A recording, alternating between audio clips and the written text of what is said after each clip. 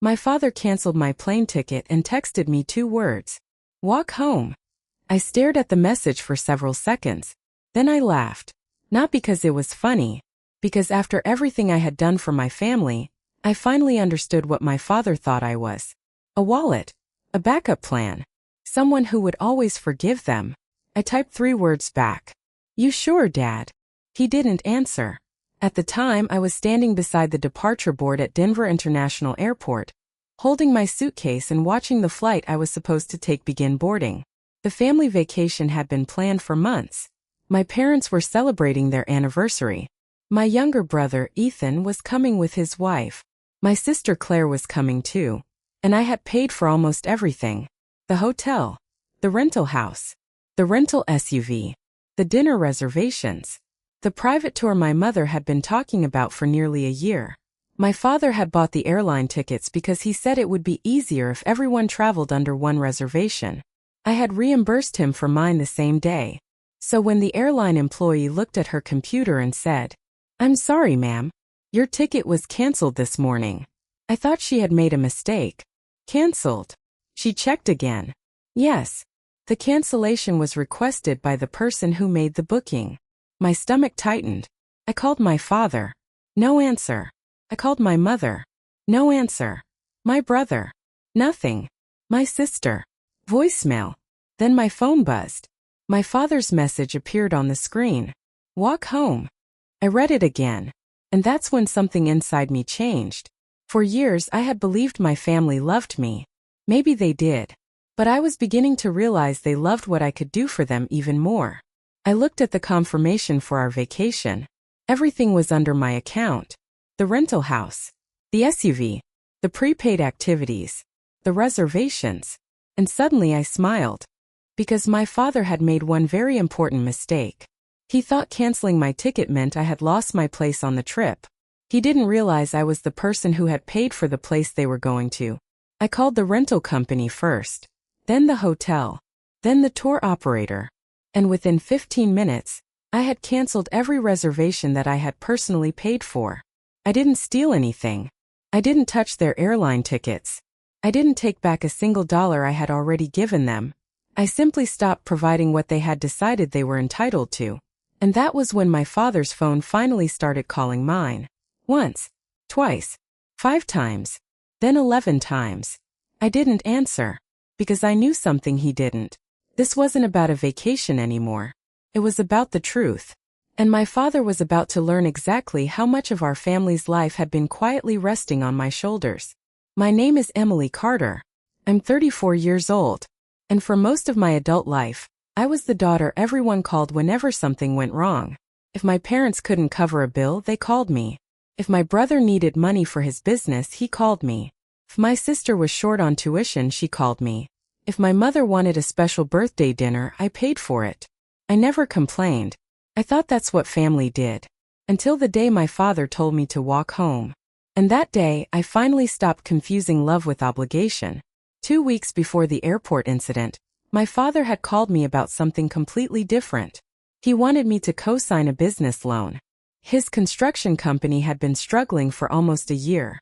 He said the loan would allow him to purchase 2 new machines and hire 3 additional workers. It isn't a gift, he told me. You're just signing. I pulled up the loan documents. I read every page. The interest rate was high. The monthly payment was enormous. And my father had already missed several payments on another business loan. I called him back. Dad, I can't sign this. There was silence. Then he said, after everything I've done for you? I almost laughed. Because the truth was I had spent years doing things for him. But I didn't say that. I simply said, I can't take responsibility for a debt I don't control. His voice changed. You've become selfish. That word stayed with me. Selfish. Apparently, protecting my credit was selfish. But paying his bills was generous. Helping my brother was generous. Paying my sister's tuition was generous. Paying my parents' overdue property taxes was generous. And saying no once? That made me selfish. I should have understood then. But I didn't. Instead, I apologized. I told him I loved him. I told him I hoped his business recovered. And I thought the argument was over. 3 days later, my mother called me. She was planning the anniversary vacation. Your father says you're still coming. Of course, I said. She sounded relieved. You know how much this means to him. I smiled. I know. What I didn't know was that my father had already started planning my punishment, and I wouldn't discover the truth until I was standing alone at the airport. After I canceled the vacation reservations, I got into a rideshare and headed home. My phone wouldn't stop ringing. Finally, my father left a voicemail. His voice was completely different from the man who had texted me. Walk home. Emily, this has gone too far. Restore the reservations. We'll discuss everything when you get here. I replayed the message twice. Then I called my Aunt Susan. She was the only person in my family who had never asked me for money. When she answered, I asked one question. Did Dad tell you why he canceled my ticket?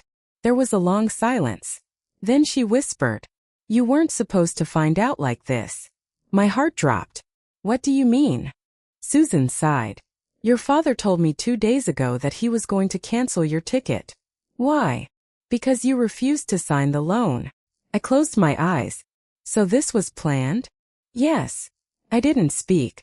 Susan continued. He said that once you were stranded, you'd panic. You'd buy another ticket. Then you'd apologize. And when you arrived, you'd be embarrassed enough to sign the loan. For several seconds I couldn't breathe. My own father had deliberately stranded me. Not because of a mistake. Not because of an argument. Not because he lost his temper. Because he wanted my signature. And suddenly every strange thing from the previous 2 weeks made sense. The quiet conversations. The pressure. The guilt. The vacation. The ticket. It had all been part of the same plan. I thanked Susan and ended the call. Then I opened my banking app. I looked at every automatic payment I had set up for my family. My sister's tuition. My father's equipment payment. My mother's property tax contribution. My brother's business deposit. And I realized something painful. I had been helping them for so long that they had stopped seeing it as help. They saw it as their money. Their safety net. Their guarantee. Their right. So I canceled the future payments. All of them. Not the payments already completed. Not money I had legally promised. Not anything that belonged to someone else. Only the voluntary support I had chosen to provide. Then I sat back. For the first time in years I felt strangely calm. My father wanted to teach me that I needed my family. Instead, he had accidentally taught me something else. I didn't need to buy my place in my own family. And I was about to find out what would happen when they could no longer use my money to control me. The next morning, I woke up to 23 missed calls. Most were from my mother. A few were from Ethan. And 5 were from my father. I didn't call anyone back. Instead, I made coffee, sat at my kitchen table, and opened the folder I'd created the night before. For the first time, I wasn't looking at those documents as a daughter. I was looking at them as a woman protecting her future. There were years of payments inside that folder. Tuition, medical bills, car repairs, property taxes, business expenses, vacation deposits, emergency transfers. And when I added everything together, the number was almost impossible to believe.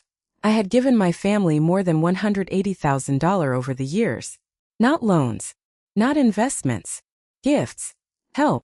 Things I never expected them to repay. I had never kept track because I didn't want my family to feel like they owed me. But apparently they had remembered every dollar. Just differently. They remembered what they received. They had forgotten what it cost me. My phone rang again. This time it was Claire. I answered. Hello. Her voice was quiet. Emily, I need to talk to you. Okay. Dad told us you canceled everything. I canceled the things I paid for. You know what I mean. I waited. He said you're trying to punish everyone. I almost smiled. Claire, did Dad tell you he canceled my ticket? Yes. Did he tell you why? Silence. No. Did he tell you that he planned to leave me at the airport because I refused to co-sign his loan? Another silence. I didn't know that part. I figured. Claire sighed. Emily, I know Dad shouldn't have done it. Thank you. But you can't just stop everything. Why not? Because people are depending on you. That sentence stayed with me. Not because it hurt. because it finally explained everything. People weren't depending on me. They were depending on my money. I said, Claire, what would happen if I never started paying your tuition? She didn't answer. What would happen if you had to figure it out yourself? I don't know. Exactly. You never gave me the chance to find out. She became quiet. I continued. I love you, Claire. But helping someone for years can sometimes prevent them from learning how to stand on their own. I understand. No, you don't. I took a breath. But I hope you will. She didn't argue. For the first time, neither of us shouted. Before hanging up, she said, Dad is planning a family dinner on Sunday. I know. He wants everyone there. Why? He says he wants to fix things. I looked at the folder on my table. Does he? I think so. I wasn't convinced, but I agreed to come. Sunday evening, I arrived at my parents' house at exactly 6 o'clock. Everyone was there. My mother, my father, Claire, Ethan, even my Aunt Susan had been invited. I immediately knew this wasn't going to be an ordinary family dinner. There were no decorations, no food on the table, just chairs arranged in a circle. My father stood at the front of the room. He looked at me. You came. Yes. Thank you. I sat down. My mother looked nervous. Ethan kept staring at the floor. Claire wouldn't look at anyone. My father took a deep breath. I think things have gone too far. I said nothing. He continued. You've hurt this family. I almost laughed, but I stayed silent. You canceled the vacation. You stopped Claire's tuition. You stopped Ethan's business payment. You stopped helping your mother. And now everyone is suffering. I looked around the room. Nobody corrected him. So I asked, Dad, do you want me to tell everyone why? He stared at me. No. That one word told me everything. He didn't want the truth. He wanted control of the conversation. I reached into my bag. I brought something. My father immediately stiffened. I placed a folder on the table. These are the payments I've made for this family over the last several years. Ethan looked uncomfortable. My mother whispered, Emily, please. No, Mom. I looked at everyone. I'm not here to embarrass anyone. I'm here because Dad said I abandoned my family. I opened the folder. So I think everyone deserves to know exactly what that means. My father stood. This is ridiculous. I looked at him. Sit down. Everyone became silent. It was the first time in my life I had ever spoken to my father that way. And surprisingly, he sat. I began reading. Claire's first year of tuition. Claire lowered her head. Her second year housing deposit. Her medical procedure. Ethan's first equipment payment. Ethan looked up. The money for his business registration. The emergency payment when his truck broke down. My mother started crying. I continued. Mom's property taxes. Dad's truck payment. The hotel for your anniversary. The vacation house. The rental vehicle. The dinner reservations. I closed the folder. Do you know what I never did? Nobody answered. I never used any of this to control you. My father looked away. But you used one canceled ticket to try to control me. That sentence changed the room. Claire finally looked at Dad. Is that true? My father said nothing. Claire asked again. Dad, did you cancel Emily's ticket because she wouldn't sign the loan? He rubbed his forehead. I was trying to teach her something. Claire's eyes filled with tears. You left your own daughter at an airport to teach her a lesson? He didn't answer. Ethan finally spoke. You told us she canceled the vacation. My father looked at him. I didn't say that. You did. Ethan's voice shook. You told everyone she was being selfish. My father stood. This isn't about me. I looked at him. Yes, Dad. It is. He stared at me. Then my mother spoke. Russell. He turned toward her. What? She was crying. You should tell them the truth. He looked shocked. What truth? The loan. My father went completely silent. My mother continued. You told me Emily would eventually give in. Nobody moved. You said canceling her ticket would scare her. Claire covered her mouth. Ethan stared at Dad. My father looked at my mother like she had betrayed him. Then he looked at me. You've turned everyone against me. No. I shook my head. You did that yourself. He sat down slowly. For the first time he looked old. Not powerful.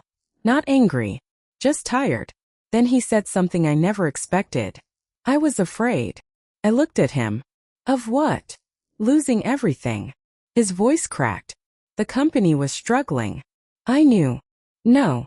You didn't know everything. He looked down. We were already behind on several payments. My mother closed her eyes. The loan wasn't really for expansion, he admitted. I needed it to keep the company alive. The room became silent. And if I didn't get it? He swallowed. I could lose the business. And the house. He looked at me. Yes. There it was. The truth. My father hadn't wanted my signature because he believed I was the best person for the loan. He wanted it because I was the safest person he could sacrifice. If everything collapsed, the bank would come after me. I looked at him for a long time. Dad. He raised his eyes. I would have helped you if you had asked me honestly. His face changed. But you didn't ask. You manipulated me. You humiliated me. You deliberately left me stranded. And then you expected me to sign a document that could have destroyed my financial future. My father lowered his head. I know. Those 2 words were the closest thing to an apology I had heard from him. But I wasn't finished.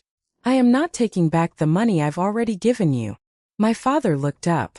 I am not asking for anything. But from this day forward, I will not finance this family. Claire nodded slowly. Ethan looked down. My mother wiped her tears. Then my father asked, "What happens now?" I answered honestly, "Now you make your own decisions." He stared at me. "And if we lose the house?" I took a breath. "Then you find another solution." His eyes filled with tears. "You really won't help?" "I won't rescue you." I paused. "But that doesn't mean I don't love you." Nobody spoke. I stood. I spent years thinking being a good daughter meant saying yes. I looked at my father. Now I know sometimes loving your family means refusing to let them destroy you. I walked toward the door. Behind me I heard Claire say, "Emily." I turned. She stood. "I'll figure out my tuition." I nodded. Ethan looked at me. "I'll figure out the business." I nodded again. Then my mother said something that stopped me. "I'm sorry." I looked at her. She was crying. "I should have stopped your father." I didn't say anything for several seconds. Then I walked over and hugged her. Because forgiveness and financial access were not the same thing. I could forgive my mother. I could love my brother. I could even hope my father changed. But none of that meant I had to hand them my future again. When I reached my car, my phone buzzed. It was my father. A message. Just 4 words. "You were right, Emily." I stared at the screen. Then another message appeared. "I'm sorry." I didn't answer immediately. I sat there thinking about the airport. About those 2 words. Walk home. Back then I thought they were meant to humiliate me. Now I understood something. My father had tried to make me feel like I didn't belong. Instead, he had given me the courage to finally choose where I belonged. I started the engine. And for the first time in years, I drove home without wondering who needed me to save them next. I didn't know what would happen to my family's business. I didn't know whether my parents would keep their house. I didn't know whether Claire would finish college or whether Ethan's business would survive. But I knew one thing. Their future was no longer my responsibility. And strangely, that wasn't selfish. It was freedom. 3 months later, I received another message from my father. This time it wasn't asking for money. It wasn't asking me to sign anything. It simply said, "We sold the second property. The company survived. Claire got a scholarship. Ethan found another investor." I read the message twice. Then I smiled. They had done it. Without me. And maybe that was the greatest gift I could have ever given them. Not another payment. Not another rescue. But the chance to discover that they were capable of standing on their own.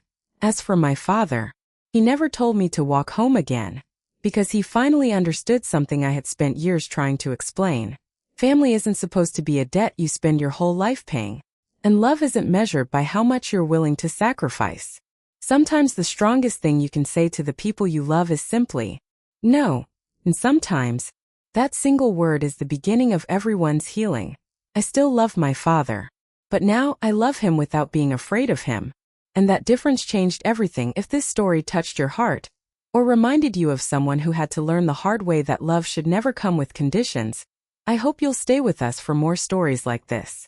If you enjoyed Emily's journey, please take a moment to like this video and subscribe to Silent Regret Stories. Your support helps us bring you more emotional stories about family, betrayal, forgiveness, and the quiet strength it takes to choose yourself. And before you leave, tell us in the comments, would you have forgiven Emily's father, or would you have walked away for good? Thank you for listening, and I'll see you in the next story.